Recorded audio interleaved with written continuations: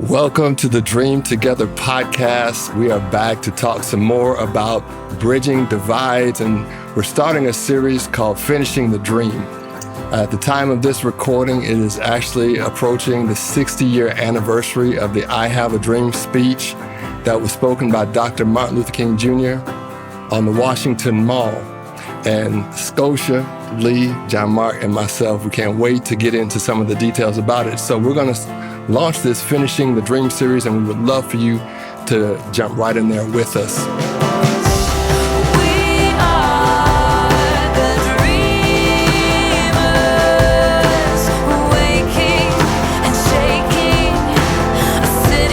Today, we're going to talk about what part of the dream is yet to be accomplished and what is the dream. John Mark, I want to throw it to you first. Yes, sir. Because you're like our table historian and scholar when it comes to Dr. King's life. I am not sure that if you asked 10 people what is the dream in the first place, that you would get the same answer. Just give us some context to the I Have a Dream speech. Sure. If I were to throw that question at you to say, what was the speech about? And what was Dr. King's dream in the first place? Because we want to discover, are we there yet? You know, kids in the backseat, are we there yet? Are we there yet? Are we there yet? There's a lot of noise in our cities around this conversation. So let's first start off talking about, where are we at? What was the dream? Well, that's a great question. And, I think when kids in school start learning about Dr. Martin Luther King Jr., usually the first thing they learn is this speech, August 28th, 1963. And as a matter of fact, yesterday I was out doing some mentoring things with a kid in the community. She started talking to me about Dr. King. This is what they know. They know the I Have a Dream speech. And we can look at some of the words from that speech very specifically and think about what did he mean by that. But I think it's also helpful to recognize that we can put that speech in the context of his whole life and the whole movement. So, when the Montgomery bus boycott was starting some 8 years earlier, he was already a dreamer. He was already dreaming. And he was talking about a dream of an America that was healed. And then 5 years later, when he's leading the Poor People's Campaign, getting ready to launch that campaign, when he was tragically assassinated, he was still dreaming about America. And he says a lot about the dream. And all of that can inform how we hear that speech from 1963. And in all of that dreaming about the future healing in America, he talks about a lot of specific concrete policies. He wasn't afraid to talk about policy, but he also always grounded that in a vision that was deeper and broader, that was really a moral vision, a spiritual vision, a communal vision of a healed world. And so policies, early on, he was talking a lot about desegregation. Let's desegregate the buses, let's desegregate the schools, let's desegregate the restaurants, because as long as we're divided, we're not going to be able to solve any of our problems together. And that our division is itself one of our biggest problems. We need to come together to learn to love each other as one human family. And then as time went on, he began to focus on other policy issues. Voting rights became a central fixture. He dreamed of an America in which everybody had a voice. And there was a lot of, in the middle of his civil rights leadership, a lot of emphasis on getting out the vote, registering voters, and overcoming the disenfranchisement of Black people in America. And late in his life, he was really focusing a lot on economics for multiple reasons. One, he said over and over that there's not really going to be a thriving Black community in America until we have economic empowerment for the Black community that is overcoming, centuries of economic exploitation. But he was also talking about economic issues much more broadly for other minorities and for poor white people, saying we can't thrive until all of us are thriving. And he named specific things that means. It means everybody has a job that they can work that is safe, where they're treated with dignity and where they get paid enough to take care of a family. Specific economic issues like that he was wanting to focus on. He said it also meant that nobody should be starving anywhere in the world when America has enough food to feed the whole world. So focusing broadly on some of those issues. So those are some of the policy issues that he dreamed about very specifically and advocated for very specific things, even to the point of, when he's assassinated, he's in Memphis walking with sanitation workers, trying to get them safe work conditions and a raise. They weren't asking for much, give us a raise of a few cents an hour. So, because most of those sanitation workers, they were working really hard in really unsafe conditions, and they were on food stamps. They were on welfare while they were working, the working poor. So King was passionate about there shouldn't be a working poor in America. We have enough money to pay all of our workers well enough that there's no working poor here. But if you think about that protest in Memphis, they weren't just asking for a raise. They were also, people were wearing signs that said, "I am a man." It was about human dignity. So that connects us to the broader dream. It's not just about policy. It's about human dignity. It's about beloved community. And so that's some of the language that you get in the I Have a Dream speech. Now I'm going to read this. I'm not going to thunder it eloquently. You can go to YouTube to hear Dr. King thunder eloquently. So there's going to be some cold professorial analysis right here. But, right at the beginning of the dream, he says his dream is rooted in the American dream, and he quotes the Declaration of Independence. We hold these truths to be self-evident, that all men are created equal. All men are created equal. God gave us all dignity, sacred dignity. And until their dignity is acknowledged at every level of society, the dream hasn't been realized. Okay. So that's part of the dream. Second step, I dreamed that one day in the red hills of Georgia, the sons of former slaves and the sons of former slave owners will be able to sit down at the table of brotherhood, the table of brotherhood. Now, this is connecting to Dr. King's concept of beloved community. Ultimately, this is not just about correcting injustices or changing policies. It's about overcoming the legacy of oppression that's kept us from loving one another and achieving what he called beloved community. The dream is realized when we all love each other and like each other and enjoy sitting around a table, eating and fellowshipping. We have friendship with one another. And as he goes down, I'm looking down through the speech, and so much of what he says and the rest of the speech is about that. My 4 little children will one day live in a nation where they're not judged by the color of their skin, but by the content of their character. And down a little further, talking about the vicious racism in Alabama, but he dreams that little black boys and little black girls will be able to join hands with little white boys and white girls as sisters and brothers. So this is about family. We can be family together. I dream of an America and of a world where we can be family together. We love each other. We enjoy each other. We celebrate each other. We like each other because you have sacred dignity. We're the beloved community. And if we do that, then all the policy issues are going to flow from that. I wonder how clear that is in people's hearts and minds. There's a lot of protests and there are a lot of arguments on both sides.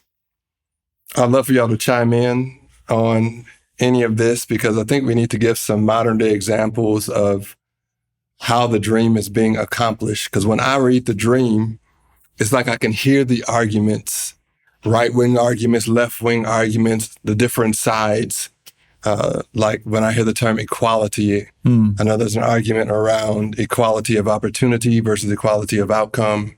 When I think about, I'm glad you moved into the essence of relationship and the beloved community. Because when I think about the dream speech, I'm like, there's fruit that's on the tree, but at the root of a lot of it, I see a lot of relational issues. I mean, in my own personal journey of digging into this, I almost felt like I had to kind of leave the conversation and move up to the mountainside and just watch for a second to see, where are the real pain points here? And man, my eyes saw relational divides at the root of almost everything. So I love the fact that you bring that piece up, because when he mentions in Alabama, Birmingham was known as Bombingham. He mentions Alabama and Mississippi specifically as states, two of the hardest, most segregated. When you mention racism in that day, at that time, that means you could die. Emmett Till, for example. If you don't know the code of conduct, and there's no justice system, so you go to court and it's like they're looking at you like, half of us were the ones that did it to you. So, I mean, that was not there. But for him to have connected the idea of community, I want my children to sit down with your children. Yes. That's powerful. So let's, I mean, if y'all have some thoughts, or Scotia, I know you've done some of this. I remember years ago, I think you did this at a grocery store. What was it called? Dreaming Together. What was it called? Dream Together. Yeah. It was actually the Dream Together essay and art contest. So we asked kids, draw a picture or paint something or share a poem or write an essay as a contest on what you dream for your community. And I am always going to be championing, actually all of us do, especially this guy, hearing the voices of the next generation. What are they dreaming for themselves? Because it's our responsibility as the older generation to help them to live into and toward their dreams, make room for their dreams, help them to discover it. And so in that context, we wanted to give a space and cash prizes, y'all, because, why not?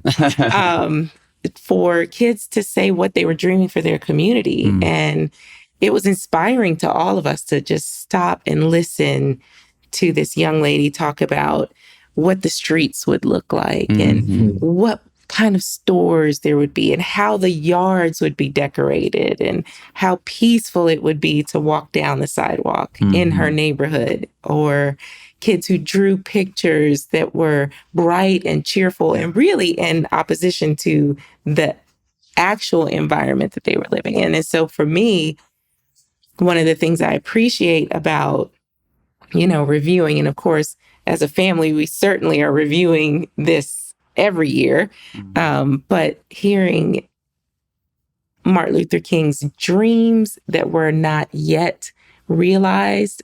So he stayed in part in that space of imagination and wonder and what could be, but he also worked from where he was. And so our call and our responsibility is to both to hold the tension and the pain, really, of holding both of those things. What could be, and what are we dreaming and trying to live toward? And yet what is, and where do we start? I need to loop a little bit on these comments because this is so powerful. I think it's too important. And Lee, I'm sure you have some ideas on this as an educator, but to have children do a dream exercise is actually powerful because images impact us so much. I'm thinking about the context where you had this contest. I was there, I remember this contest. I remember one of the kids that won, and everyone was packed into this little storefront without a sign on the front of it. And if you looked at the outside of the building, let's just be honest, it was ugly. It was an ugly old storefront, and it took a while even to get the insides of it transformed to look nice as a meeting space. But it was ugly. It was in the hood, and it matters what kids see when they wake up. Cracked sidewalks, broken, a lot of people have heard of the broken glass theory. If you don't replace the glass right away, soon they'll break all of them. And, but what you see matters. What you did, you gave these children an opportunity, and it was almost like you could see in the invisible a shining light going outside of that little cocoon when these 8, 10, 12, 13-year-olds were sharing what you just said about the streets. Because right outside that building on that corner was despair. There was homelessness. There was addiction. Every now and then when we had meetings over there, people would just kind of pop in, and it wasn't always nice because they were in mental health issues. And that's why I think dreaming is powerful, because if you don't have an image in your heart of what could be, that image is defining you. Right. I'm just trying to push on you a little bit because I know you think deep. Well, dreaming transforms. And so it transforms in our imagination what we're looking at in real time. But it also transforms us. And so in that space, I didn't want us to go and rent a nice space outside of the community.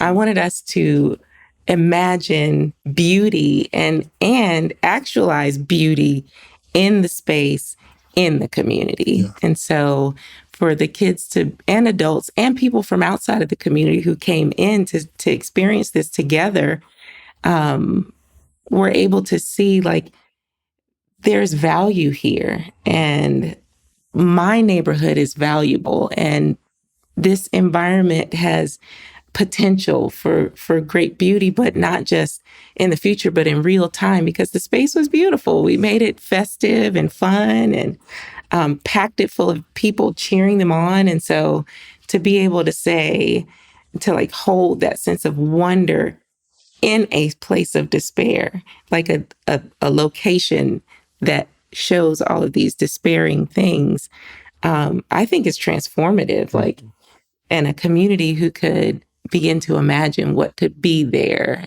other than what they could see. And that was older people down to small children. And it was just fun. We had cake and we cheered them on and we were like, woo! Yeah. And that's what we want to do for our children, because we want them to not feel like they always have to leave and go somewhere else in order to have quality and, experience dignity. But like, let's uncover, let's cultivate the dignity and the beauty of the spaces we're already in. Yep. Yeah. We're talking about finishing the dream, and we're starting off talking about what was Dr. King's dream in the first place. And so, Scotia, just hearing you create a platform for young people and older, like you said, to describe a picture of a tomorrow. So as soon as we all left that space and looked at the busted concrete and looked at the old buildings, to know that they were dreaming of something different right on the outside. And Lee, we're going to jump to you. So I just want you to get ready, because I stay ready. Because he's always ready. Because you did this at 2 Leaks. You created a whole different wonder world inside that building for kids who were 99% free and reduced lunch. But going back to, we really want to stay centered, because we're going to touch these topics throughout the series. Mm-hmm. The context matters. Right. Give us a little bit more of the pain. Either one of y'all, give us a little bit more context of the pain of him describing this dream. We don't see it right now, how powerful it was for him to stand there. And to me, I think what he was doing to a lot of people who had lost relatives, police brutality, traveled half broke even to get there in the first place, he was actually stopping them from being bitter. Well, I think that's a great question, Clarence. And right after this moment in the speech, for anybody who goes and listens to the speech on YouTube, you'll hear one of the next things he says is, what we're trying to do is carve a stone of hope out of a mountain of despair. One of my, the professors on my dissertation committee wrote a very important book on the civil rights movement called A Stone of Hope. And the part of the point of this book was like the movement was a movement, a deeply spiritual movement that was rooted out of a people's pain and faith and hope. And part of what Scotia was just describing and you were just describing is that kind of powerful dreaming often emerges from those places of pain. As you said, he's doesn't just dream that the nice places will be nicer. He mentions Georgia and Alabama, and he mentions, Alabama's governor having his lips dripping with the words of interposition and nullification. He's talking about the pain of this present moment, because he's saying the mountain of despair could crush us. But connecting this to what we were talking about in some previous episodes from the letter from Birmingham jail, injustice anywhere is an enemy of justice everywhere. We're not okay until everybody's okay. The dream is not fulfilled until children have hope in the hardest places. And so I think in the middle of this movement where some of the successes, the early successes, the thrill of that victory was wearing off, the movement itself is fracturing between violent and nonviolent, modes of seeking justice. And if we that are seeking justice together can't even agree, what hope is there for the rest of us? And, even after desegregation is beginning to happen, people still aren't necessarily liking each other when they're sitting next to each other. So it could be easy to lose hope. And he's saying in this moment of pain, that's where we got to dig deep and dream the dream that could keep us alive. I want to keep grabbing the ideas. So the dream is equality. There's more definition needed there. We won't jump on that right now. The dream is we're not okay until everyone is okay. And Lee, I've heard you speak so many times. I became a fan before I was cool enough for you to talk back to me. There's a little running joke there. But you created that space for a whole school, which was just phenomenal. And we brought in some leaders from around the country one time. And there was about 20 of us got off a bus, and at least 10 to 15 of them were sitting in your office in tears at the hope that they saw.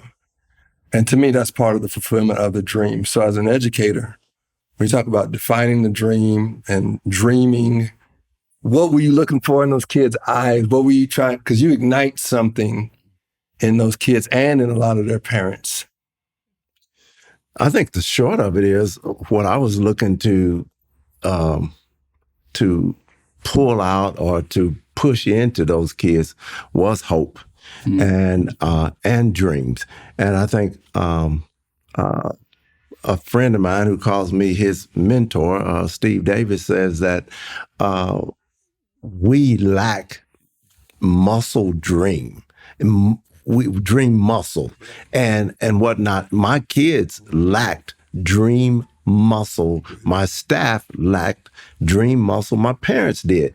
And so what I was trying to do is give them some hope. One of the things, Clarence, that I did was I would tell teachers, hey, if you don't have to, don't tell a kid today that he doesn't get to go on the field trip Friday. Give him hope. Don't tell a kid that he doesn't get recess. Give him hope. And so if we give him some hope that there is a possibility that they'll get to do it, then I think we can still get the best of this kid. But when a person has despair or hopelessness early on, it's a bad deal for everybody. So I would tell my parents, hey, don't tell the kid you're off the basketball team, you're off the football team. No, please don't do that. Tell them, hey, that's on the table. Tell them you may not get to start, whatever. But I can't tell you how hard I tried to give children hope, a reason to dream, something to look forward to. So early on, and I think we touch on it more, but early on, I was asking teachers to ask kids what they wanted to be and what they wanted to do. And for the kids that lacked that was to give them options of things that they could do, because they live in a very, very small world when you live in an area of poverty. You don't travel all over the city. You don't go and see things. And so we actually never did it, but I wanted to take our children on a bus trip to Gaillardia community and just let them see those palatial homes. And if it was their dream, hey, bro, start now on the path to doing what you need to do for that. So to answer your question, and forgive me for waxing long, but that was just the basic first point of emphasis was to try to give our kids hope and a dream. I've asked my staff, hey, where'd you go on vacation? So some of them went to Fort Lauderdale or Mexico or Dallas or whatever. Show them some pictures of that. Because these kids have never, ever seen beyond their community. They don't know that world exists.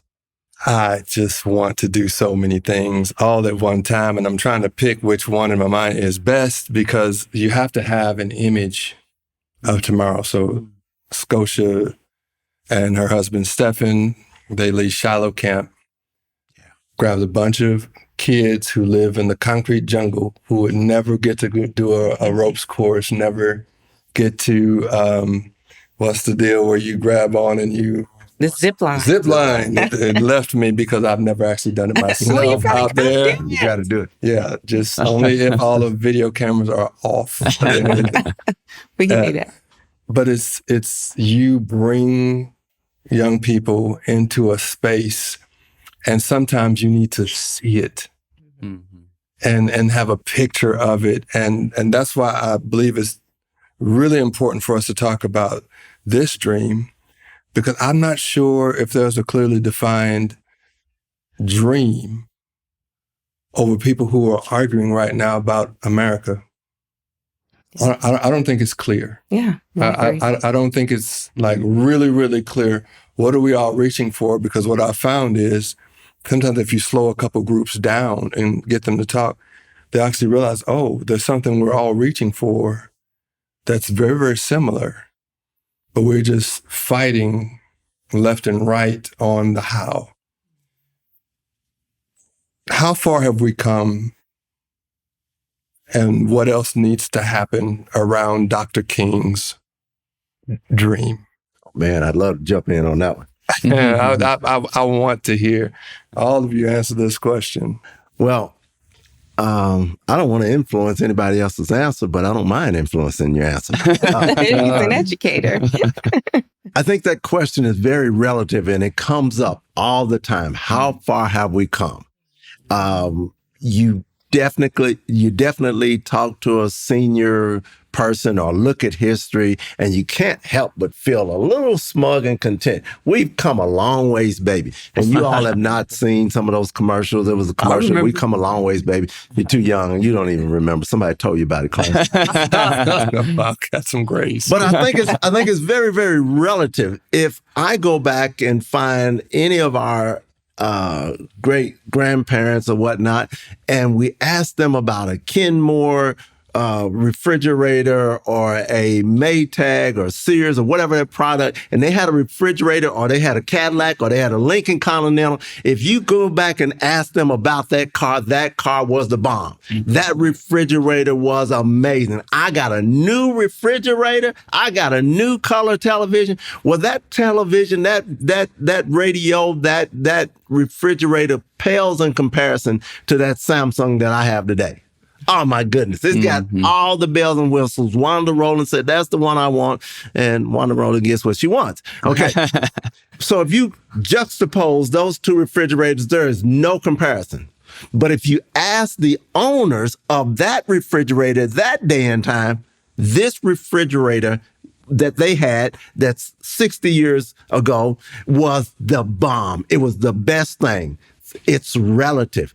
This refrigerator right now is the best right now. So if you look at how the things that we had issues in terms of poverty or in terms of injustice, in that day, it was a different kind of injustice. It was a different kind of poverty, but it was just different. So I think this is very, very relative in terms of how we compare things. As we look at today, we still have food deserts. We still have communities where you suffer disproportionately from environmental issues. I think it's a very, very relative question, again, that we need to consider. And what I would suppose when you were talking about the dream, Martin Luther King was in the community that he lived in was the community that was suffering. I think we need to ask people, they're the ones that get to qualify or dictate whether or not the dream has been fulfilled. It's the little brother. It's the one that is suffering. And we ask them. I don't believe the person who is everything is well, all is good.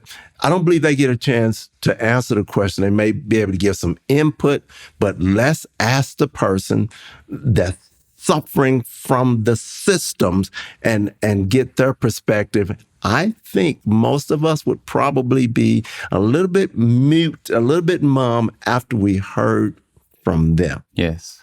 We're not okay until everybody's okay. I'm repeating that because I think the more we can circle specific ideas in the dream, that really helps us. And that's so powerful. So if you have a family with someone who has a chronic illness, you actually have to train everybody else on how to function and respond. And so, without sharing too much detail, we have experienced and are experiencing that ourselves.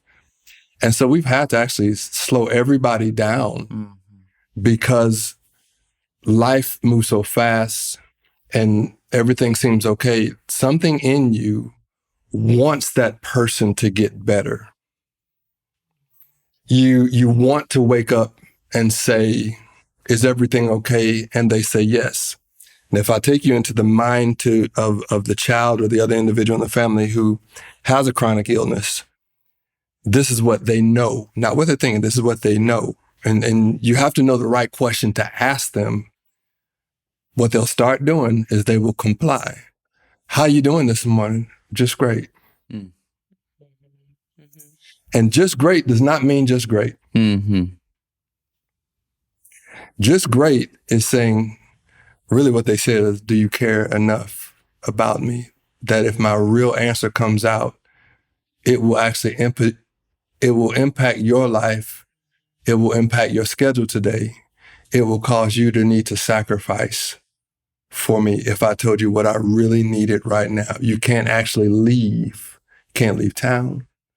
You can't go to your next meeting. If you really looked at me, you actually wouldn't need to ask. You would actually already know, I can't make it downstairs.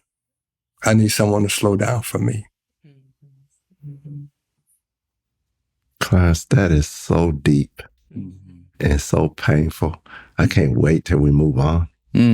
Because to see a child suffer and hurt is just, it's painful to me. I have a friend that recently became a pediatrician. I was like, how could you do that? I could do anything else. Wow. But I could not. I'm glad God didn't give me the acumen for that kind of discipline, the medicines and the science, because he knew what he was doing. I couldn't do that. I think that was I think that's really very powerful what you just said. For that person to desire for you to really, really, their discomfort in sharing with you how they really feel. And I think there's so much of that goes on around us day to day that we want to close our eyes. We don't want to see it. We don't want them to tell us the truth. And I'm hoping that what progress would look like is for us to allow those people around us to share some of the pain, some of the suffering, and that sharing would take a burden off of them and lessen some of their load. And actually, we could all kind of carry that to some extent, that we all are helping them to navigate the pain and the suffering. I know we're going to do a continuation for those watching. It'll look like 2 episodes, but we're going to keep right on talking. But before we jump to part 2 and keep this conversation going, one of the reasons that I know when my child is suffering is because areas in myself, when I've had my own physical illnesses. So I know what I'm expecting, or I would have loved for someone to communicate with me in a certain way, or understand that, yes, I could get up and go to the refrigerator. I could cook myself something to eat. But, if I could just lay here and eat something and have someone take care of me for a second. I want to translate this into the conversation, because there's that we have in society. There's a big battle, and I think there are right arguments on both sides when it comes to helping people and giving resources I get it. Should the government be the one giving people resources or should it be privatized? Totally get it. Totally for it. Personally, as a pastor, I think the church should be doing all of that and not the government. That's my personal opinion. I think the church should be so high, but of course we're not that high. So who else is left if there's no parents or if the families are broken? I bring this point up simply to say, one, Dr. King shared a dream. And it's one thing to focus on the details. So the parent, the sibling that's in a rush and just wants everything to be okay. They want a list from a child that's in pain. You know what the person in pain wants? Am I valued enough for you just to be with me? And matter of fact, sometimes when you are with them, they'll get up themselves. So I think we've been battling in America for a long time over really what Dr. King actually said at the end. He actually brought this out. He's like, I want y'all to sit down. I'm trying to find it here. I'm having a dream that you're going to sit down. The kids are going to hold hands together. That was a dream, to sit down at the As table. brothers and sisters. Yeah, the quote is that part of it, Black boys and Black girls will be able to join hands with little white boys and white girls as sisters and brothers. Yes. As family. Yes. There are some things to figure out. And sometimes when you're in pain, you do ask the wrong questions. And when you're in pain, you often do need someone to counsel you, to let you know that when someone responded to you a certain way, that's not what they meant. Yeah. You need that. Clarence, can I jump in for just a second? Please on something that Lee said? Yeah. I love you were raising the question, how much of the dream has been achieved and how far do we still have to go and what's next? And I love Lee making the statement that it's the little kids who are in situations of pain that you should give to answer the question. And as I think about, take off my historian hat and put on my pastor and community development hat for a second, practitioner hat. If I talk about what's one of the greatest tragedies I see in our community and one of the most beautiful things I see in our community. One of the greatest tragedies is when a kid who has been dreaming big dreams runs into circumstances that crush that dream. And it makes it hard for them to keep dreaming. So I could think of a lot of people right now. I have a specific kid in my mind who was doing great, thriving. What do you want to do when you grow up? I don't know if I want to be a doctor or a pastor. I just want to help people and serve my community and bring change here. And then brother gets a life sentence in prison. Mom dies. Dad's getting exploited at work. Feels like he can't defend himself because of his immigration status. He's going to a school where there's a lot of gang activity. He's getting drawn into all that. And next time I get with him, man, how you doing? Tell me what's going on. And he's like, why does everybody want me to go to college? I don't want to do all that. Maybe I just want, it's just changed. Mm-hmm. And you want to try and walk with that person to help them rediscover that spark that was there. But that's a tragedy. On the flip side, I've seen the other, where there's kids that have grown up in tremendous poverty, all kinds of adverse conditions, struggling in schools or whatever, but mama loved them and grandmother loved them and teachers and church and community came around them and helped them.